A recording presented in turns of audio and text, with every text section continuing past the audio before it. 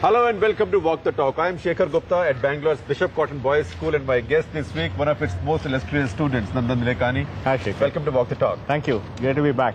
Great to be back. I know it's your second appearance on Walk the Talk. That's right. But much has changed since then. That's why this time, not IIT Bombay, which was the case last time, and not even Infosys, because all of us now see you as this great new corporate citizen, a new category of Indian corporate citizen. Thank you. That's kind of you, and it's good to be here at the school I went to in the 60s. So it's a great nostalgia for me too. You see, you could always say, it's a cliche to say much has changed in the 60s, but much has changed in the past 10 years in India. We talk about the flat world, we talk about being Bangalore, but much more has happened, which is complicated or complex within Indian society and the country.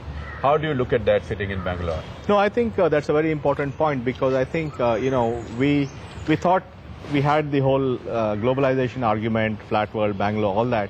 And I did spend quite a bit of my time in the last 3 years looking at how to build India's brand globally, whether it was Davos or India at 60.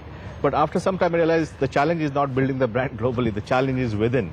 It was something at Davos to get you to get us all to shake our leg, and to shake a leg yourself as well. That's right. I think that was great because for the cause of brand India. Yeah, and it brought out India's energy, vibrancy, and so forth.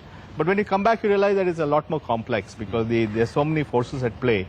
So while on the one hand there's this fantastic opportunity for India, there are also so many things happening which are holding it back. And getting that right, I think, is the critical thing, and everybody, including business. So give us that view from Bangalore. What frustrates you about what's holding us back? Well, I think, Bangalore is a great example of what people can achieve when they have access. Access to education, access to capital, access to the future. And therefore, it's in some sense a city of aspirations and young people who are aspiring big time.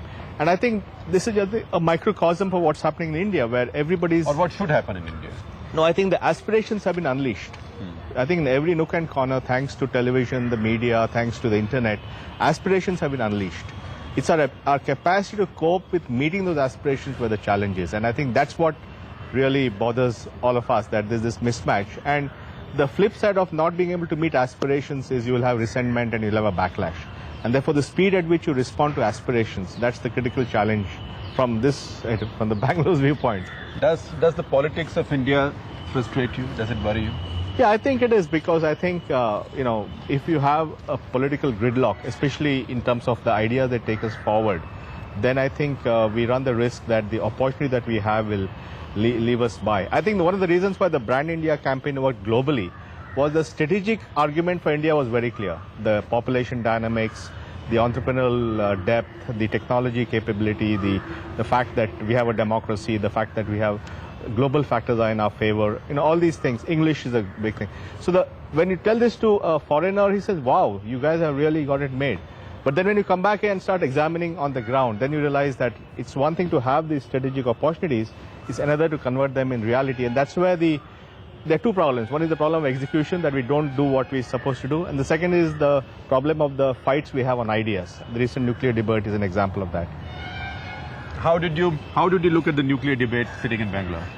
Well, I think it was a clash of ideas, a clash of what the future is. I think on the one hand, those of us who are convinced that India is globally in a very competitive position, that India is really can develop its stature and it can take on other people in the world on its own, believe that it's a good thing, and it increases our options, it makes us sit at the head table. And then there's some who fear this as becoming part of something else. So it's very clearly, and what is interesting is the clash of ideas, which almost led to a government having a trust vote. So I think it shows how much... the BJP got caught in the middle. Yeah, I think so. I think this is really something which all mainstream India really wants. So it's really unfortunate that it became a political issue. You started out being a leftist as well. Yeah, well, yeah. No, not as much as Murthy. Murthy actually, gave away all his money and came back from France. But all of us studying in the 70s, did have some of that. Right.